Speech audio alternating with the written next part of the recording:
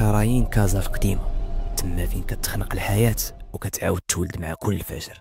كان كريم نحات الأحلام الفقيرة، يديه اللي شرفات قبل وقتها كانت كتعرف تروض الغبرة البيضة ديال القبص وتحولها النقوش كتحكي تاريخ صامت.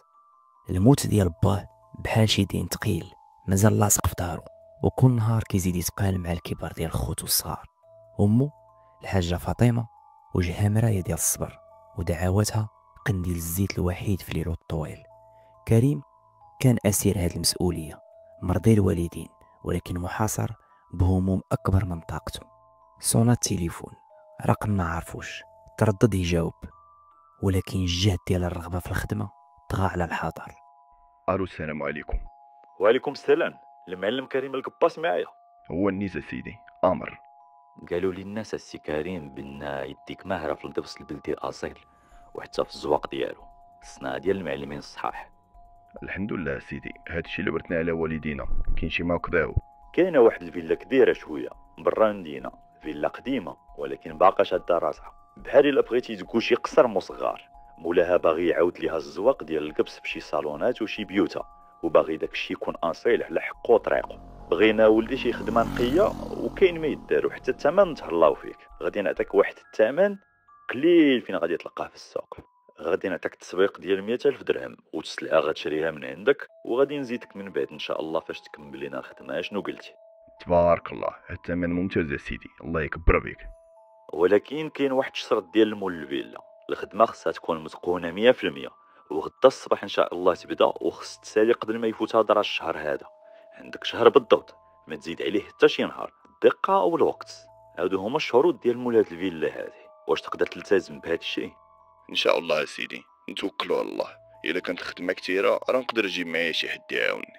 اكيد جيب معك شي واحد اللي غادي يعاونك، راه الفيلا كبيره وخصها اليدين. المهم هو الاتقان والوقت. صافي متفاهمين؟ نعطيك العنوان. متفاهمين يا سيدي، عطيني العنوان والله يجيب التيسير. يلا قيد عندك الله يرضى عليك. طريق ولاد زيان، الكيلومتر 12، دار بوهزة، الدار البيضاء، الفيلا رقم 66. صافي قيدتيها عندك. الفيلا راه في طريق قديمه شي شويه، ولكن الطريق راها مزيانه. غدا مع السبعه غادي تلقى الباب محلول، والحارس راني وصيتو عليك، يا والله يعاونك. وهكا لمع واحد البريق ديال الامل في عينين كريم. الثمن كان مغري، الخدمه في مستواه، فرصه باش يبدل حياته وحياه عائلته. قبل العرض بلا تردد، والفرحه نساتو اي تساؤل على السخاء المفاجئ ولا على الشرط ديال الوقت الضيق. ما كانش عارف ان الفيلا اللي غادي يمشي ليها ماشي مجرد ورش جديد، ولكن مسرح لشي احداث غادي تقلب حياته من القبص للجحيم. وصل كريم وسعيد للفيلا. ما كانتش خربة كيف تصوروا في الاول من العزلة ديالها، ولكن كانت قصر حقيقي من دوك القصورة ديال زمان اللي بناوها الناس لاباس عليهم ونساتهم الايام. وقفة وسط جردة كانت شي نهار جنة، ودابا ولات غابة صغيرة حزينة كتحرس على اسرار الدار. الفيلا كانت نقية من الداخل بشكل غريب، بحال الا شي حد كيعتني بها من بعيد، ولكن خاوية من الحياة، باردة واحد البرودة ديال شي متحف مهجور. سعيد كيهضر بشوية وهو كيدور عينيه في المكان بانبهار وشوية ديال الرهبة. تبارك الله على دار صاحبي، هادي راه ماشي فيلا، هذا راه قصر. هذا شحال قديمه وشحال فخمه، ولكن راه كتخلع شويه بيت السكت وهاد البروده اللي فيها. كاين واحد الحارس اللي قال لك السيد. جاوبو كريم وكان حتى هو منبهر، ولكن كيحاول يبان عملي. يمكن باش يقضي شي غرض، المهم الدار راها محلوله والخدمه كتسنانو. شوف هاد الصالونات كداش هنا فين غادي نبينو حنا يدينا ديالو بصح. يلا نجيبو السلعه ونبداو نتوكلوا على الله. هاد الشهر راه دغيا غادي يدوز. بداو الخدمة بحماس، القبص كيتخلط واليدين كتحرك، والنقوش البلدية الأصيلة بدات كترسم على الحيوط اللي شهدت شحال من قصص وحكايات. كريم كان فرحان، حس براسو فنان في بلاصة كتستاهل الفن ديالو. ولكن مع مرور الساعات الأولى بدات الفيلا كتهمس ليه بأسرارها بطريقتها الخاصة. سعيد هو كيضحك بواحد التوتر. هذا الراديو حتى هو باغي يخوفنا ولا شنو؟ يمكن البلاصة مقطوع عليها الرازو، الله أعلم. جاوبو كريم وهو مركز في الخدمة. يمكن خليه يغني وصافي. كريم كيوقف الخدمة هاد المرة. سمعتي؟ جاوبو سعيد وهو كيتصنت. اييه، يمكن شي حاجة طاحت ولا شي شرجم تسد مع الريح. هاد الديور القدام ديما فيهم هاد الصداع هكا. قال له كريم هو ما مقتنعش بزاف، ولكن ما بغاش يبين. يمكن. يلا نكملوا قبل ما يطيح الظلام. يلا. في واحد اللحظه سعيد تبدل لونه شي شويه وهو تيقول صاحبي هاد البرد هذا ما عرفت منين كيجي، واش شي حاجه محلوله هنا حدانا كتدخل هاد البرود هادي بزاف هادشي. كريم كان حتى هو حس بالبرد ولكن كيكابر. ما نعرف هاد القصوره القدام راه كيكونوا باردين، راك عارف اللي كاين، لبس جاكيت كيلا جاك البرد. المهم خلينا نقضيو هاد الخدمه هادي قبل ما يطيح الظلام باش نساليو هاد البريكول هذا. في الاول كانت مجرد ملاحظات صغيره، ظلال هاربه، اصوات ما مفهوماش، بروده غريبه كتجي في ضربه. كل حاجه كان ممكن تلقى ليها تفسير منطقي، او على الاقل هادشي اللي كان كريم وسعيد كيحاولوا يقنعوا راسهم به. ولكن في الاعماق ديالهم بدات واحد البذره ديال القلق كتنوض، ديك البذره اللي غادي تكبر وتولي شجره ديال الرعب. مع مرور الايام في ديك الفيلا اللي سكاتها كان كيخبي اكثر من اللي كيبين. الايام بدات كدوز في ديك الفيلا، وكل نهار كان كيحفر تجعيده جديده في وجه القلق ديال كريم وسعيد. الخدمه كانت كتقدم فعلا، والنقوش بدات كتزيل الحيوط، ولكن الثمن كان هو راحة بالهم اللي بدات كتهرب بشويه بشويه. الفيلا ما بقاتش كتهمس، ولات كتهضر بصوت خافت ولكن مسموع، كتلعب باعصابهم بحال شي قط كيلعب بشي فار قبل ما ياكلو. قال سعيد هو كيدوي بواحد الصوت مخنوق بالخوف وهو كيحط الريشه من يدو. كريم، واش كتسمع اخويا هذا الشيء؟ راه هاد التخرقيب وهاد الخطوات راه ماشي طبيعي يا صاحبي. راه كاين شي حد معانا في هاد الدار هادي. واش متاكد ما كاينش حتى شي واحد اخر هنايا؟ فين هو داك الحارس اصلا اللي قالنا السيد النهار الاول؟ من نهار جينا ما شفنا ليه شي اثار. جاوبو كريم وحتى هو متوتر ولكن كيحاول يبقى شاد في راسو. تهدنا سعيد، يمكن راه غير الدار قديمه وكدير هاد الاصوات. صافي قول اعوذ بالله من الشيطان الرجيم. نقولوا حنايا راه الخشب كيتمدد ولا البيبان كيتسدوا مع الريح، ولا الله اعلم شنو واقع. وممكن داك الحارس حتى هو يكون عنده شي وقت محدد كيجي فيه وكيمشي ما كنتلاقاوش به. سعيد بدات يقول وهو صوته كيتجهد. الريح صاحبي راه الشراج مسدودين، وهادو راه الخطوات ديال بنادم، هادو راه ماشي خطوات ديال وشنو هادشي، واش الجنون ولا شنو هادشي. والبارح بالليل انا كنت غادي للحمام اللي في الطابق التحتاني اللي كنباتو فيه، والله حتى شفت بعيني واحد الخيال طويل كحل داز من قدام الكولوار ودخل في الحيط. انا راه ما كنبغيش نقول لك هادشي اخويا كريم، وما تخلينيش عاوتاني نكذب عينيا. فجأة الضو ديال البروجيكتور اللي خدامين به بدا كيرمش عدة مرات بسرعة قبل ما يرجع يضوي عادي.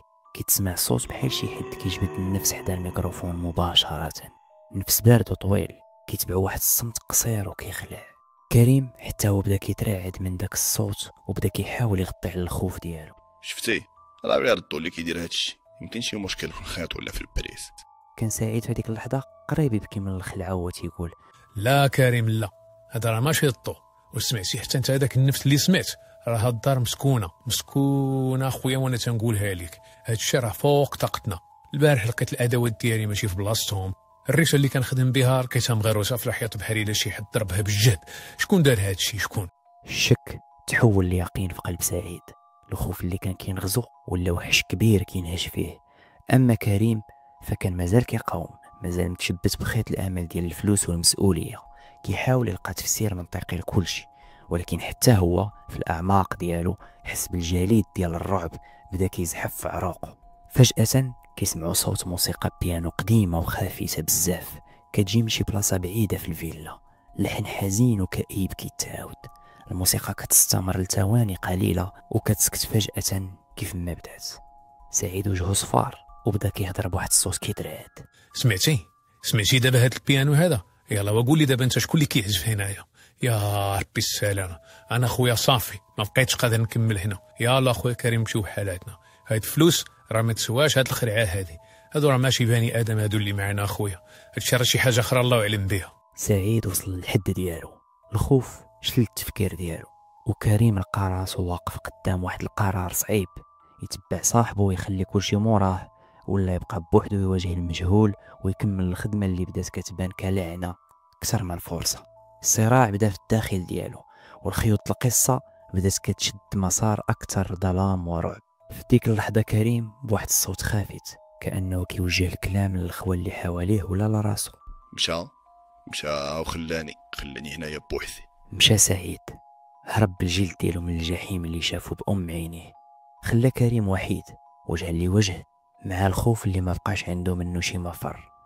الفيلا اللي كانت كتبان له كبيره ولات دابا كتبان ليه لا نهائيه وموحشه. كل زاويه مظلمه كتبان كتخبي شي وحش كيتربص، وكل صوت صغير كيتضخم في الصمت المطبق. كريم حس بالبرد كيتسرب لعظامو، برد ماشي بحال ديال الجو ولكن ديال العزله والخطر المحدق.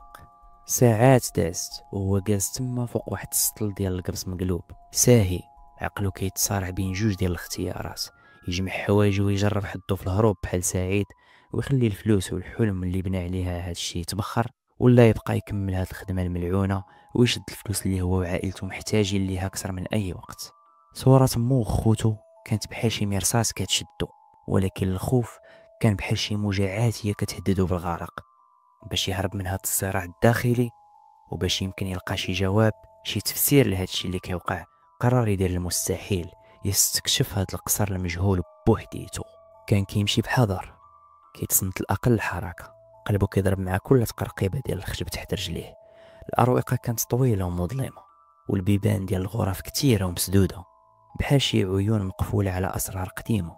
وصل قدام باب ديال المكتبة كبير، باب عالي ديال الخشب الثقيل وكان محلول واحد الشوية. دفعو ودخل، لقى راسو وسط واحد المكتبة بحال اللي كنشوفو غير في الأفلام، حيوطها كلها رفوف عالية حتى السقف، مكتسة بالآلاف ديال الكتب الجلدية القديمة اللي الغبرة غطاتها بحال شي كفن. ريحة الورق القديم والعفن كانت قوية وكتخنق، الضو قليل بزاف، جاي غير من واحد الشرجم مقوس وعالي مغطي بطبقة غليظة ديال الغبرة. كريم حس بواحد الرهبة غريبة وهو واقف تما، بحال إلا دخل لشي بلاصة مقدسة وممنوعة، بحال إلا العيون ديال هاد الكتب كلها كتشوف فيه وكتسناه. بدا كيدور بشوية بين الرفوف، كيحاول يقرا شي عناوين ولكن بلا فايدة، كلشي قديم وبلغات ما كيفهملهاش وما كيعرفهاش. فجأة هو واقف تحت واحد الرف من الرفوف العالية بزاف اللي الظل مخبيه اكثر من الضوء. سمع بحال صوت ديال النفس خفيف فوق منه، وتبعته واحد الحركة سريعة قبل ما يكون عنده الوقت باش يخاف. كريم بواحد الصوت كيرتجف بالخلعة: شنو هادشي عاوتاني؟ يا ربي السلامة، منين طاحت هادي؟ واش كاين شي حد الفوق؟ دور البيل ديالو الفوق بالزربة ولكن ما بان ليه والو غير الظلام والغبرة والكتب المرصوصة. قلبو كان كيضرب بالجهد، الخوف كان كيقول ليه هرب من ديك البلاصة في الحين، ولكن الفضول، داك الفضول اللعين اللي كيدفع بنادم للهاوية، ربما شي إحساس بأن هاد اللفافة فيها الجواب، خلاه كيتردد. بعد لحظات ديال الصراع الداخلي نزل بشوية على ركابيه ومد يدو اللي كانت كترعد بحال شي ورقة ديال الشجر وهز ديك اللفافة. يدين كريم كانت كترتجف وهي كتحل هذيك اللفافة، كان فيها واحد الرسم كبير وواضح ديال الزواقة المطلوبة اللي خصو يدير، مرسومة بواحد الحبر احمر قاتم كيشبه الدم اليابس. وتحت الرسم ماشي جملة مباشرة ولكن أبيات شعرية مكتوبة بخط عربي قديم وأنيق. الأبيات كانت بحال كتكلم مع كريم وكتقول ليه: انقش الحجر يا من أسرت بالنظر، خيوطه تنسج ما يفوق البشر، أكمله قبل أن يهل القمر، فبدره مفتاح ما طواه القدر، إن أبطأت يداك أو زاغ البصر أو هاب قلبك الضلال والحفر، فالعقل خيط واهن إذا انبتر، يرقص مجنونا على لحن الضجر، صاحبك الأول ذاق طعم الخضر، ففر والظلمة في عينيه تستعر، فاختر سبيلك قبل فوات الأثر، إما النجاة بالختام أو السقر.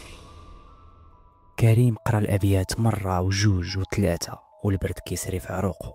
الكلمات كانت شعرية ولكن المعنى ديالها كان واضح ومرعب، بحال حد ديال السكين، ماشي دمو اللي مطلوب ولكن عقله. العقل خيط واهن إذا انبتر، يرقص مجنونا على لحن الضجر. وفكرة صاحبك الأول ذاق طعم الخضر كتشير لسعيد اللي هرب بحال هيستيريا، بحال إلا شاف شي حاجة بدات كتسلب ليه عقله. إذن هادشي هو المصير اللي كيتسناه إلا ما كملش الخدمة في الوقت المحدد.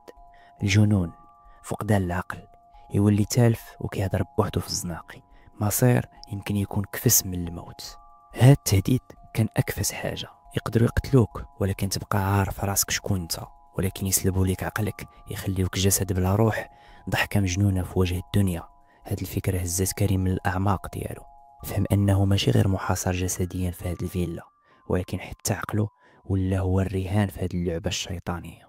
كريم ولا سجين في مكتبة كتشهد على جنون سابق، وسجل الخوف جديد ومقلق، الخوف على عقله. ما بقاش الخيار بين الفلوس والحياة دابا، ولكن بين إكمال طقس شيطاني يمكن ينقذ ليه عقله مؤقتا على الأقل، أو مواجهة مصير صاحبه سعيد، مصير الضياع في متاهة الجنون الأبدي. خرج كريم من ظلمة المكتبة لظلمة الرواق اللي بدات كتزيد مع غروب الشمس. ما فكرش ولو للحظة في الهروب. علاش غادي يهرب؟ باش يولي بحال سعيد تالف في الشوارع وعقله كيشوف الأشباح والخيالات، وتولي ضحكة مجنونة هي الجواب الوحيد اللي بقى ليه في الحياة. لا، هاد المصير كان كيخلعو أكثر من أي حاجة أخرى. ولكن قبل ما يستسلم تماما، قبل ما يرجع لخدمته الملعونة، كان عنده خيط أمل أخير، خيط رفيع بحال خيط العنكبوت. لقى واحد القنت فيه شوية ديال الريزو، بحال إلا الفيلا سمحات ليه بهاد اللحظة ديال الأمل الكاذب.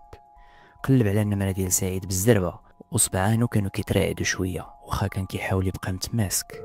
الصوت ديال التليفون كيصوني عند سعيد مرة، جوج، ثلاثة، ما كاينش جواب. كريم كيعاود يصوني تاني وثالث، والو. في المرة الرابعة كيجاوب شي حد، ولكن راه ماشي سعيد. صوت مرا كبيرة كتبكي وكتشهق، الصوت ديال أم سعيد عبر الهاتف كان مبحوح بالبكاء والحزن. الو الو ولدي كريم، فينك ولدي؟ اجي تشوف خوك شنو طراليه. لقاوه البوليس البارح في الليل كيدور في المدينه عريان وكيهضر بوحديتو بحال شي حمق، كيقول شي كلام ما نفهمش على شي دار مسكونه وشي نقوش وشي جنون. رداوها ولدي للسبيطار ديال الحماق. اجا ولدي اعتق خوك، اجي دغيا. الكلمات ديال أم سعيد كانت هي المسمار الأخير في نعش أي أمل كان باقي عند كريم. النبوءة ديال المخطوطة تحققات في سعيد. صاحبك الأول ذاق طعم الخضر.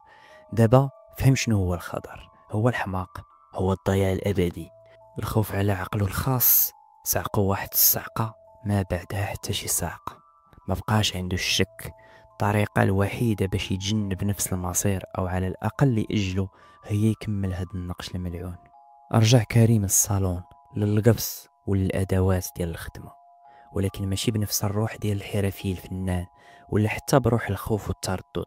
رجع بروح واحد غادي للحرب هو عارف راسو غادي يخسر فيها، ولكن خاصو يحارب، خاصو يكمل النقش، يكمل الختم، يكمل هاد الرقصة المريرة مع القبص والجنون اللي تفرضات عليه. بدا كيخلط المواد عاوتاني بيديه. هاد المرة كانوا ثابتين، ماشي ثبات ديال القوة ولكن ثبات اليأس.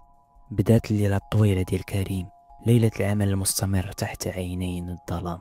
الهمسات رجعات، الأصوات الغريبة رجعات، الخيالات رجعات، ولكن كريم كان كيخدم وكينقش وكيكمل الزواقة الملعونة خطوة بخطوة، نقشة بنقشة. كل حركة من يديه كانت بحال كلمة في تعويذة طويلة ومظلمة. ما بقاش عارف واش كيخدم باش ينقذ عقله ولا باش غادي يفتح واحد الباب ديال السحر والجنون على العالم ديالنا. ولكن حاجة وحدة كانت مؤكدة، خصو يكمل قبل ما يطلع البدر، قبل ما يفوت الأوان ويذوق حتى هو نفس الكاس اللي شرب منه صاحبه سعيد. كانت هذيك هي ليلة اكتمال القمر، ماشي أي قمر، ولكن قمر كان كيبان في ديك السما الكحلة كبير وواضح بواحد الشكل ماشي طبيعي، بحال شي عين فضية ضخمة كتراقب من الفوق وكتسنى اللحظة الحاسمة. في الداخل ديال الفيلا الملعونة الهواء كان ثقيل، مشحون بواحد الطاقة مظلمة كتحس بها في جلدك، كتخنق لك النفس ديالك. الفيلا كلها كانت بحال بركان قريب ينفجر، كتأن وكترتعش، كتحتفل بالطقس اللي قرب يكمل على يد الحرفي الأسير ديالها.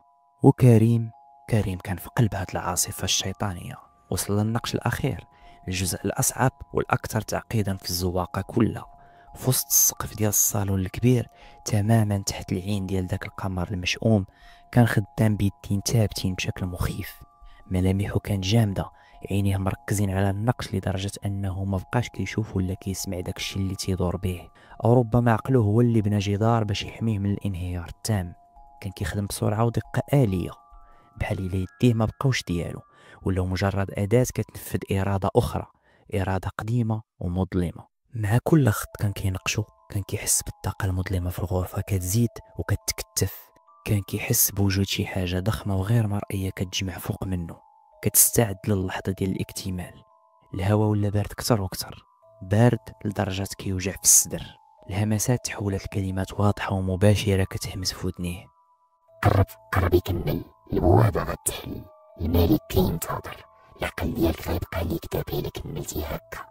وصل للحظة الأخيرة، لمسة أخيرة بالريشة باش يربط آخر خط في النقش المعقد.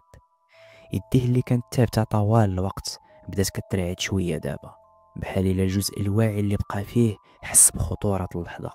تردد لثانيه، عينيه زاغوا واحد اللحظه بحال الا فاق من شي حلم، ولكن الاوان كان فات باش يتراجع.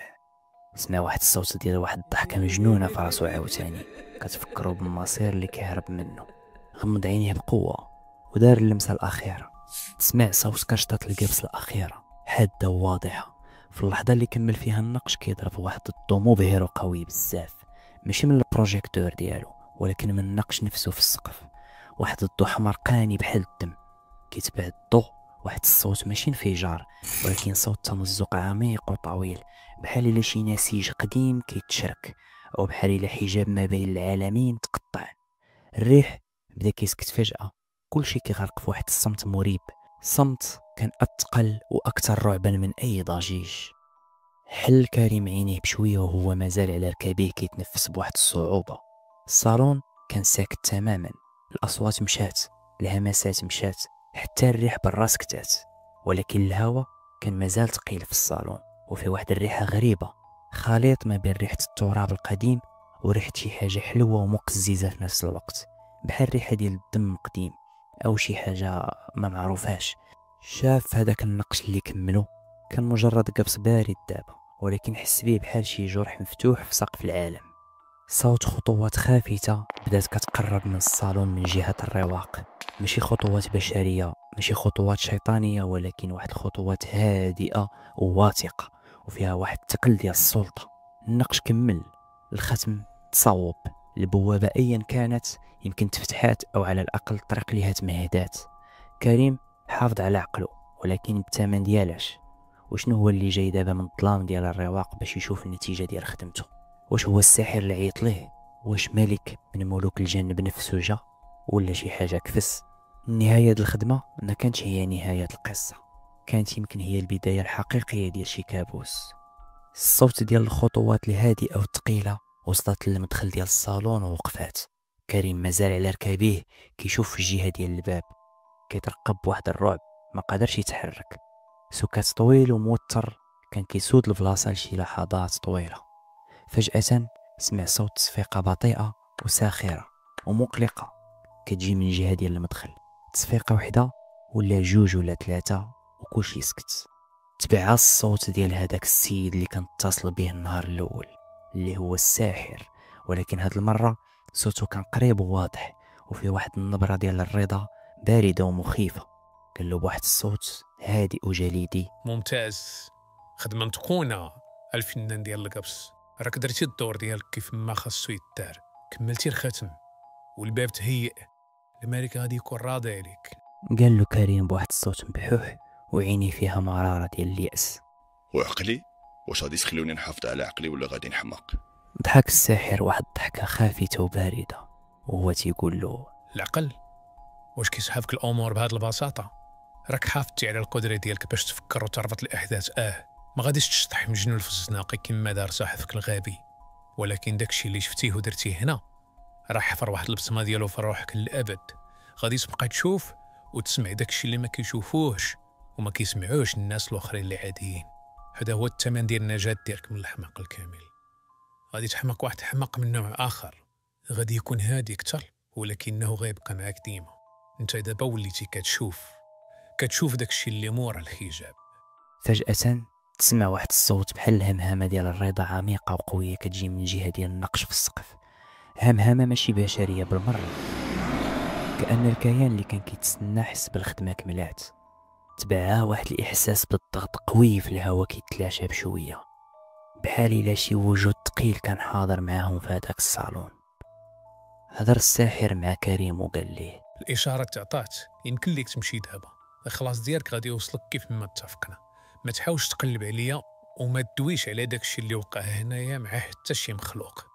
الا كانت حياتك وداكشي اللي بقى من عقلك كيهموك، الباب اللي حليتيه اليوم ما بقاش شغلك من دابا للفوق. سير وانسى الا قدرتي. كريم هز راسو بشويه، بدا كيشوف في المدخل ديال الصالون اللي لقى خاوي.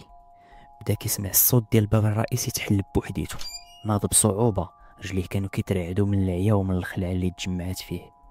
بدا كيتمشى ببطء شديد لجهة الباب ديال الخروج وخطواته ثقيلة ومترددة. وهكا من بعد واحد الليلة اللي كانت أطول من الظهر لقى كريم راسو حر، ولا هكا كان كيبان ليه، حر جسديا باش يخرج من ديك الفيلا اللي شربات من عرقه وخلعاتو وكانت قريبة تشرب من عقله. خرج من الباب الرئيسي اللي تحليه بقدرة قادر ومشى لطونوبيلتو القديمة اللي لقاها كيف ما خلاها. ساك الطونوبيلة بشوية في الأول، يديه كانوا كيتراعدوا على المقود، عينيه كانوا كيشوفوا في الطريق ولكن بحال الا كيشوفوا في عالم آخر في نفس الوقت. رجع كريم لدارهم، لقى مو وخوتو ولقاهم بخير الحمد لله. ومن بعد يومين لقى مبلغ خيالي اللي توعد به في الأول دخل الكونط ديالو في البنكة. الفلوس اللي حلم بيها باش يعتق عائلته من الفقر وصلات، ولكن كريم ما بقاش هو كريم. كيف ما قال ليه الساحر، البصمة ديال ديك الليلة غتبقى محفورة في روحو للأبد. النعاس ولا كيطير من عينيه، ولا كيشوف الظلال في عز النهار، وكيسمع الهمسات وسط الضاع ديال الناس، كيحس بوجود حوايج خفية ما كيشوفها حتى شي واحد من غيره. انت دابا وليتي كتشوف داكشي اللي مورا الحجاب. هز عائلته ورحل من ديك المدينة، حاول يبدا صفحة جديدة في بلاصة أخرى، بدل حتى الحرفة، ما بقاش قادر يواجه القبص اللي يديه نقشات به خاتم الجحيم. قدر يوفر لعائلته حياة كريمة بالفلوس اللي خدا، ولكن هو عاش حياة ديال القلق دائمة، العزلة النفسية والشوفان في عالم الظل اللي تحليه بزز منه. كريم كان خرج من الفيلا ديال النقش الملعون، هو بصح حافظ على العقل ديالو من الضياع الكامل، ولكن الثمن كان هو عينيه اللي تحلو بزز على عالم كان من الافضل يبقى مخبي عليه. ربح الفلوس ولكن خسر راحة البال والبراءة، وخلى موراه في ديك الفيلا المعزولة خصم شيطاني كينتظر اللحظة المناسبة باش يكمل المهمة ديالو، او لا يمكن البوابة اللي تفتحات غير شوية مازال كتسرب الظلام العالم ديالنا قطرة بقطرة. وكريم هو واحد من القلال اللي كيشوفوا هاد الظلام وكيعيشوا معاه كل نهار. البصمة الأبدية ديال ليلة اكتمال الختم تحت القمر الدامي. شكرا لكم على الاستماع، وما تنساوش ديروا لنا شي كومنتير تشجعونا به باش نقدروا نواصلوا معكم هاد القصص اللي ما عمرها تحكات من قبل.